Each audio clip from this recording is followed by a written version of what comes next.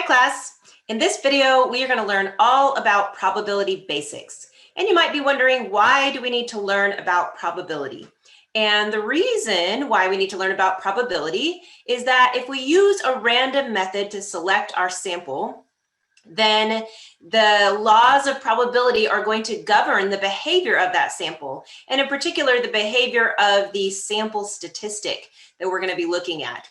So moving forward in our class, we're going to shift gears and start talking about this idea of statistical inference. And statistical inference is all based on probability. So in this section, section P.1, we're going to learn some of the basic rules of probability. First, let's start with a few definitions, starting with the definition of probability. Probability is defined as the proportion of times an outcome would occur in a very long series of repetitions. When we talk about the sample space would be the set of all possible outcomes. So if we're talking about flipping a coin, the sample space would be heads and tails. If we're talking about rolling a single six-sided die, then the sample space would be the numbers 1, 2, 3, 4, 5, 6. An event is any outcome or set of outcomes in a sample space. So for example, if we're rolling a die, then an event might be rolling the number 1, or it could be rolling an odd number, or rolling a number more than 5, or something like that. And finally, the notation that we use for probability is we use this capital P with some parentheses, and then we put in the parentheses whatever it is that we're trying to find the probability for. So if I'm looking for the probability of flipping heads when I flip a coin, then I would say P, and in parentheses put heads is equal to, and then if it's a fair coin, then it's equal to 50% or 0.50. So this is the notation that we're going to use throughout this whole section. When we talk about an event, we said it's any outcome or set of outcomes, and an event is something that either happens or doesn't happen. So it's something that's either true or not true when we do a trial. So for example, an event could be selecting a heart. If I draw a random card, so randomly selected card is a heart, that would be an event. An event could be the response variable being greater than 90. An event could be a randomly selected person is male. So either that's going to happen or not happen. It's either going to be true or not true. Another example, it rains today. So either it rains today or it doesn't rain today. So events are always things that happen or don't happen. Now, when we're talking about probability, if all the possible outcomes are equally likely, then we can find the probability of an event simply by taking the number of outcomes that are involved in that event and dividing it by the total number of outcomes. So for example, in a standard deck and 52 total cards, so the probability of selecting a jack would be 1 out of 13, 4 out of 52. Now let's talk about the probability rules. The first rule of probability is that all probabilities are numbers between 0 and 1, or you can think of it as 0% to 100%, which makes sense because we can't have like a less than a 0% chance of something happening, and you can't have a more than 100% chance of something happening. So good thing to remember with this one is when you do any of these probability problems, if you get an answer that's not between 0 and 1 or between 0% and 100%, then you know you did something wrong because it has to be between 0 and 1. Second rule of probability is that the probability of all the outcomes together, or the probability of all outcomes together is 1. So if I add up the probability of all of the possible outcomes, it should always add up to 1 or 100%. The next rule is called the complement rule. The complement rule says that the probability that an event does not occur is 1 minus the probability that the event does occur. So if I want to know the probability that something does not happen, it's just 1 minus the probability that it does happen. So for example, let's say I want to know the probability that I roll a single die and I don't get the number 6. So the probability of not getting 6. Well, the probability of not getting 6 is 1 minus the probability that I do get a 6. So that would be 1 minus 1/6, which is the probability of getting a 6, or 5/6, which if I convert that to a decimal would be 0.83333 repeating. And typically in our class, we're going to use 3 decimal places. So you're going to end up rounding your final answer to 3 decimal places. For the complement rule, one of the key words we're looking for here is not. So if asked for the probability that something does not occur, you can think to yourself, hey, I'm going to use the complement rule.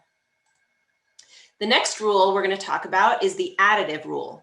So if 2 events are disjoint, that means that they have no outcomes in common, then the probability that one or the other occurs is the sum of their individual probabilities. So if I want to know the probability that A or B occurs, that's just going to be the probability of A plus the probability of B. So kind of the key word that we're going to use the additive rule then is or. Let's talk a little bit more about disjoint events. We call events disjoint, or another term that we sometimes use is mutually exclusive if only one of the 2 events can happen. So for example, if I'm talking about rolling a die, just a single die, then rolling the number 1 and rolling the number 5 would be disjoint or mutually exclusive, because when I roll the die, I could either get 1 or 5, but I can't get 1 and 5 at the same time if I'm only rolling 1 die. On the other hand, some events that would not be disjoint or not mutually exclusive would be rolling the number 1 or rolling an odd number.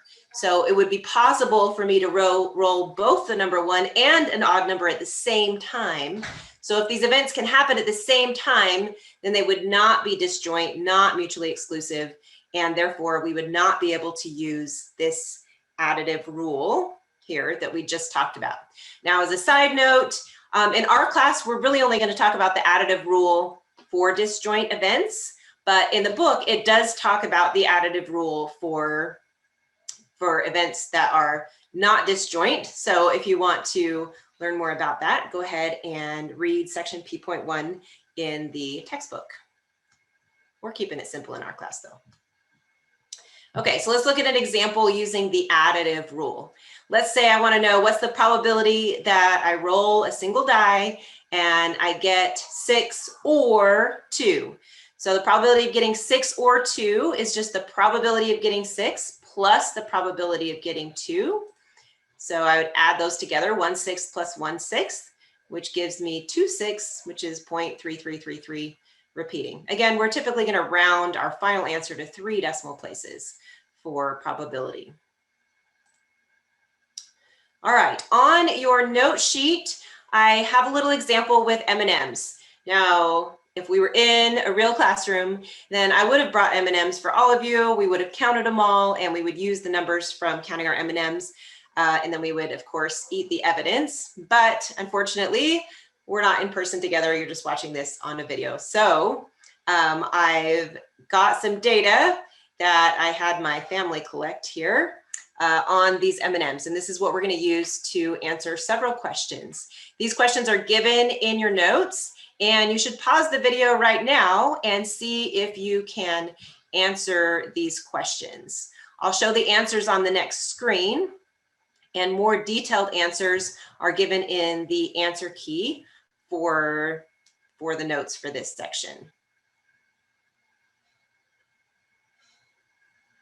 All right, if you've had a chance to answer these questions, then I'll quickly show you the answers. You can check over those answers and see if they matched up with yours. And if you didn't get the same answer, take a look at the answer key because I have it worked out in more detail on the answer key. All right, let's move on and talk about our next probability rule, which is the multiplicative rule.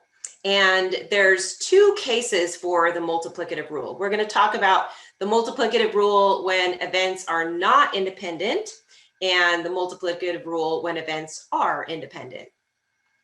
So events are not independent if the probability of one event is affected by whether or not the first event happened. So when we have events that are not independent, the probability that two events both occur is the probability of the first event times the probability of the second event, given that the first event occurs. So we write it like this. We say probability of A and B occurring is equal to the probability of A times the probability of B if A. Okay, and this B if A means the probability of B given that A already occurred in the first time. If events are independent, meaning the outcome of one does not affect the outcome of the other, then the multiplicative rule gets a little bit simpler, and the probability of A and B occurring is just the probability of A times the probability of B. Let's look a little bit closer at this probability of A if B kind of phrasing and kind of what that means. So this can be read in multiple ways. Usually if I were reading it straight from the notation given here, then we'll say the probability of A if B. But what that actually means is the probability of A given that B occurred. So sometimes you'll hear it as probability of A given B. Sometimes we also say the probability of A conditional on B. And sometimes, most of the time I'm going to write it like this because this is how your textbook writes it, probability of A if B. But some probability textbooks use a vertical line, which basically means the same thing. So if you see a vertical line like that, it means the probability of A given that B occurred. Thinking about this idea of independence, so if events A and B are independent, then the outcome of one does not affect the outcome of the other. So the probability of A, given that B already occurred, is the same as just the probability of A. Okay, knowing what happened the first time does not affect the probability the second time. So for example, if I'm flipping a coin, let's say I flip a coin and get heads, that doesn't really impact what's going to happen if I flip the coin again, right? So the first time I flip the coin, probability of getting heads is 0.5 or 50%. And if I flip the coin again, the probability of getting heads is still 50% or 0.5. Whatever happened during the first flip doesn't affect any future flips. So those events are independent. So again, intuitively knowing that event B happened does not change the probability that event A happened. That's what we mean by independent.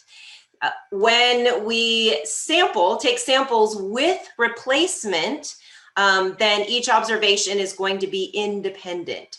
So if I'm drawing cards from a deck and I take out a card, look at it, and then put it back, that's what we mean by with replacement. We're going to replace the card. Then those observations would be independent. Or if I have my big bowl of M&Ms and I take out an M&M, look at it and put it back in the bowl and mix it back in, that would be sampling with replacement, and those observations would be independent. If we sample without replacement, then the observations will not be independent. So with my card, that means I draw a card, keep it, and then draw another card, okay, without replacing the first card. Or with my bowl of M&Ms, I would take an M&M out, probably eat it, okay, and then take another M&M out without putting the first M&M back. So that's what we mean by without replacement. And this idea of with and without replacement is going to come up again in chapter 3, which is why we're kind of focusing on it a little bit in this section here. All right, so let's look at some examples using this multiplicative rule. So a standard deck of cards has 13 hearts, 13 spades, 13 clubs, and 13 diamonds. So let's say we draw 2 cards from a standard deck without replacement. Okay, we want to know what's the probability that both cards are hearts. So we're doing this without replacement here. So because we're doing it without replacement, then these events are not independent. Okay, and I'm looking for 2 hearts. So I basically want to know what's the probability that I get a heart the first time, and I draw another card and get a heart the second time. So remember the multiplicative rule for events that are not independent. would say that I take the probability of getting a heart the first time times the probability of getting a heart the second time if I got a heart the first time. So given that I got a heart the first time. So let's start with this first probability, the probability of getting a heart on the first draw.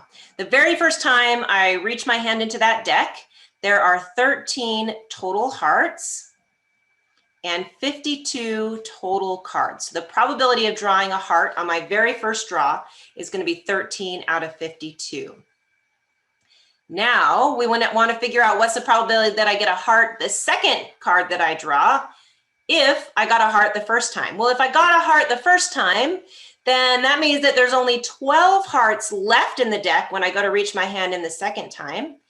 And there's only 51 total cards left in the deck when I reach my hand in. So the probability of getting a heart the second time if I got a heart the first time is going to be 13 over 52 times 12 over 51. So if I multiply those together, then I get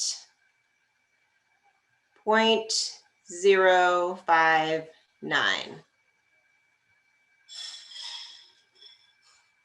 All right, let's look at another example. This time, let's draw two cards again. We're still going to go without replacement. And let's look at the probability that we first get a heart, and then the second card this time is going to be a diamond. So I want probability of heart the first time and a diamond for my second draw. So again, this is without replacement, so I need to use the multiplicative rule for not independent events. So that's going to be a probability of getting a heart the first time times the probability of getting a diamond on the second one if I got a heart on the first one. So starting with my very first draw, there's 13 hearts in the deck out of 52 total cards. So that's the probability of getting a heart on the first draw. Now for my second one, I want to know the probability of getting a diamond if I got a heart on the first draw.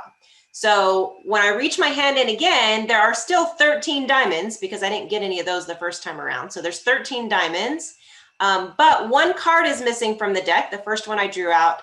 So I'm going to have 51 total cards. So this time I'll have 13 over 52 times 13 over 51, which is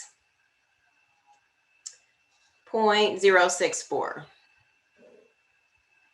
And hopefully you're doing these on your calculator along with me to make sure you're getting the same thing that I am. All right, now let's look at an example where we have independent events. So suppose that there is a set of 3 traffic lights along one section of road that operate independently. Okay, so notice they gave us that keyword independently here. Since this is a fairly main road and the lights are green with a probability of 0.7 and red with a probability of 0.3. What's the probability that all 3 lights are green? So I want to know the probability of green for the first light, and green for light 2, and green for light 3.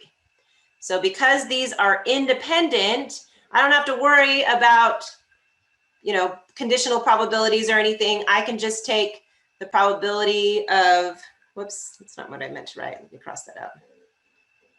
The probability of green for the first times the probability of green second times the probability of green again. Okay, and it tells us that the probability of green is 0.7. So I'm going to take 0.7 times 0.7 times 0.7. So again, because these events are independent, then the outcome of the first light does not affect the outcome of the second light. So the probability doesn't change like it did with our deck of cards that we were taking and not replacing from. So if I take 0.7 times 0.7 times 0.7, I get 0.343. So the probability of hitting 3 green lights in a row in this stretch of traffic would be about 34.3%. All right, one more here.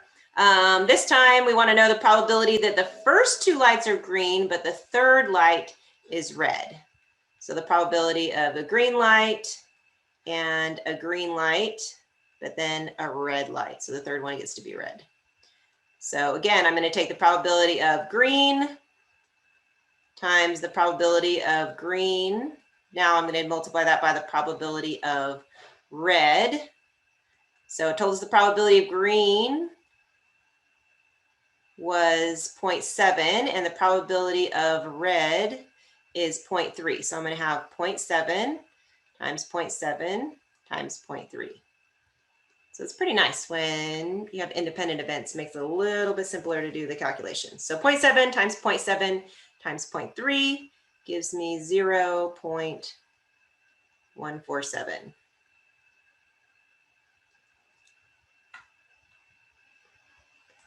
All right, now go back to your notes pages, and there's some more questions relating back to the M&M example again, where you can practice the multiplicative rule, both for with replacement and without replacement, so independent versus not independent. So go ahead and pause the video here, take a second to work on these, and I'll put up the answers in just a second. All right, if you've had a chance to work on these problems, I'm going to throw up the answers here now. And again, if you want some more detailed answers, check out the answer key where I've put a few more of the intermediate calculations in here. For this one, I just was going to let you check your answer to see if you got it correct. All right, now you've learned the basics of probability. You're ready to put it into practice. So on your notes page, there's basically 3 pages of practice problems for probability. So go ahead and do all those practice problems and check your answer on the answer key. And you can test out your skills and see how well you do.